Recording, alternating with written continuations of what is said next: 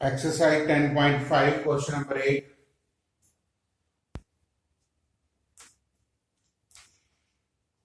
In this video, we have taken the sum of cyclic quadrilaterals. Exercise year 10.5. Statement of the question number 8 is if two non-parallel sides of a trapezium are equal, then it is cyclic. If two non-parallel sides, a trapezium ABCD, naturally trapezium एक side parallel होती है, I have written AB parallel to CD, and non-parallel side एक AD और एक BC है, and according to the statement they are given to be equal. This is given. To prove ABCD is a cyclic quadrilateral. तो साइक्लिक्स का meaning कोई circle तो prove नहीं करते, हम लोग ये प्रूव करते हैं कि angle A plus C is 180 degree opposite angles and B plus D 180. एक पेयर प्रूव कर लेते हैं, दूसरा हम सिमिलरली लिख लेते हैं because sum of all the angle of a quadrilateral is 180 degree. उस पॉलिसीज के ऊपर हम ऐसा लिख लेते हैं.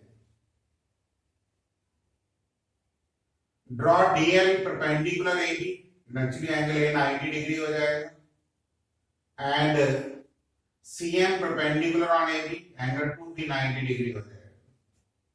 इन triangles DLA and triangle CMB, DLA CMB, AD is equal to AC given में है. Angle 1 is equal to each 90 degree by constructions. DL is equal to CM होता है distance between two parallel lines. जो दो parallel line का distance है, perpendicular distance, वो हमेशा सेम होता है. तो ट्राइंगल कॉन्ग्रुएंट होगी by RHS congruency. 3 is equal to 4 CPCP. 5 is equal to 6, मुझे पता है 90 डिग्री है, बिकॉज अगर ये पैरेलल होती है तो आप 1 is equal to 5 alternate interior angle कह के भी कह सकते हैं कि 5 is equal to 6 दोनों 90 डिग्री हैं. बिकॉज रीजन दे सकते हैं AB is parallel to CD. इसमें भी आप गिवन कह सकते हो. इसमें 5 ऐड कर दिया, इसमें 6. 3 plus 5 फिगर से देखिए एंगल ADC बन जाएगा. 6 plus 4 देखिए एंगल BCD बन जाएगा, जिसको आप शॉर्ट फॉर्म में एंगल D भी लिख सकते हैं is equal to angle C.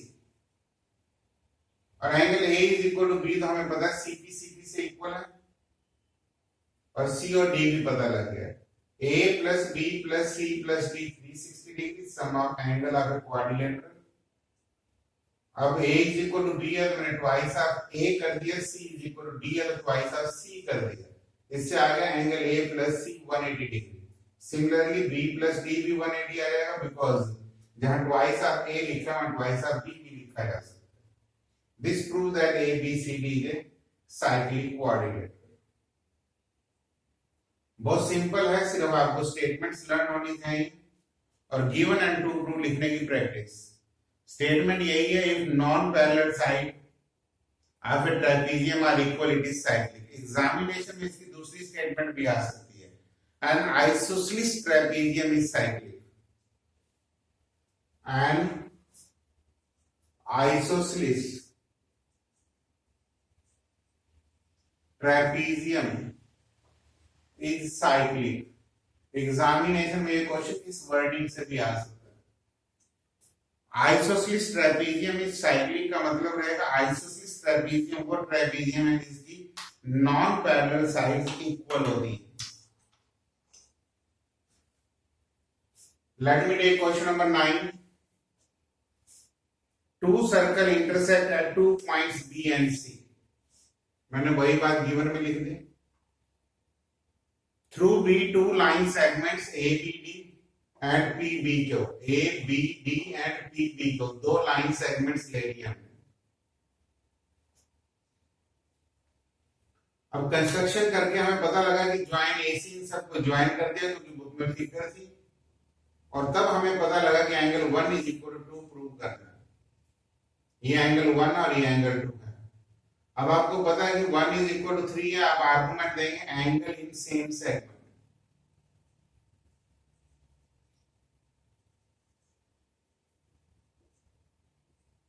क्योंकि आप देखेंगे 1 इज इक्वल टू 3 में एपी कोई आर्क है, इसने बी पे एंगल 3 बनाया और ए पे 1 बनाया, तो 1 is equal to 3। 3 is equal to 4 में आप कह देंगे vertically opposite angle, vertically opposite angles. जब आप ये थ्योरम करें बुक से स्टेटमेंट जरूर पढ़ें। एंगल 2 इज इक्वल टू 4, फिर सेम आएगा angle in same segment.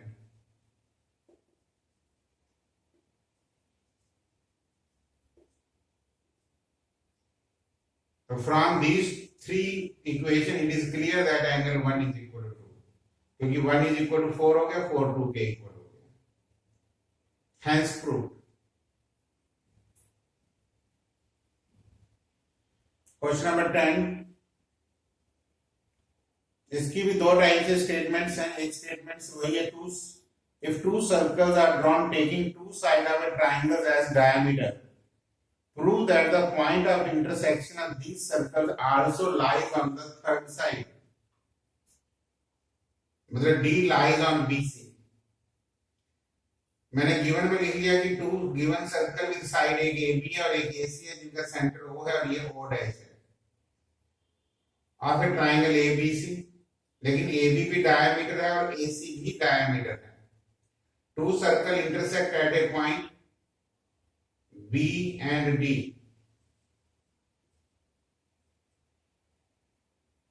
To prove D, this is a point D, D lies on BC, that is to prove that BCD are collinears।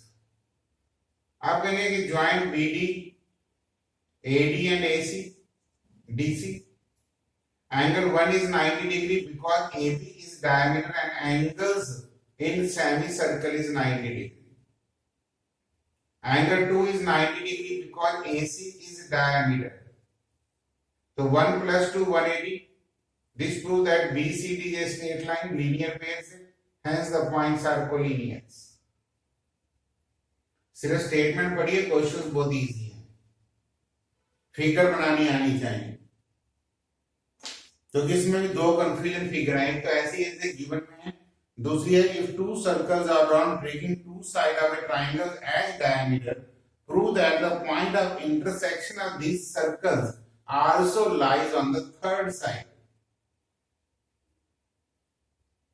Question number 11, ABC and ADC are two right triangles, वही मैंने दोनों given में लिख दिया।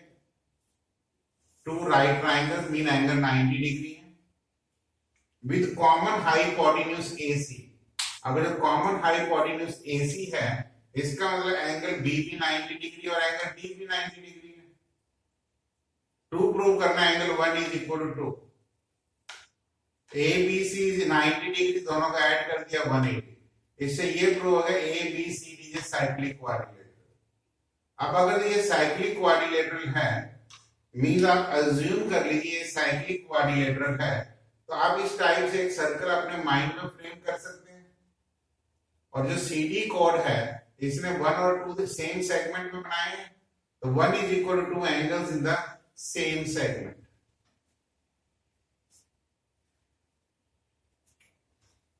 बहुत easy questions हैं, कोई मुश्किल नहीं है, बस आपको एक बार पढ़ के समझ लेने हैं। क्वेश्चन नंबर 12,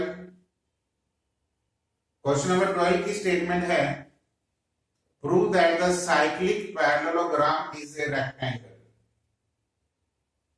ABCD मैंने एक साइक्लिक पैरेललोग्राम ले, पैरेललोग्राम की सारी प्रॉपर्टीज आपको याद होनी चाहिए, opposite angles are equal, opposite sides are equals. तो प्रूव करना ABCD is a rectangle. Angle B is equal to D ले लिया मैंने, कोई भी ले सकते हैं, मैंने BD लिया, आप AC ले लो चाहे। Opposite angles are parallelogram, plus B plus D is 180, opposite angles of a cyclic quadrilateral का सम 180 डिग्री होता है। From 1 and 2, twice of angle B is 180, angle B is 90, तो D भी 90 होगा। Since one angle of a parallelogram is 90 degree, therefore parallelogram is a rectangle. कि दोनों में से एक एंगल का सम आपका 90 डिग्री है, इसमें given to proof and proof के साथ जब आप ये क्वेश्चंस लिखेंगे तो आपकी वर्किंग काफी इजी हो जाएगी. So this is all about your exercise 10.5. All the 12 questions are covered.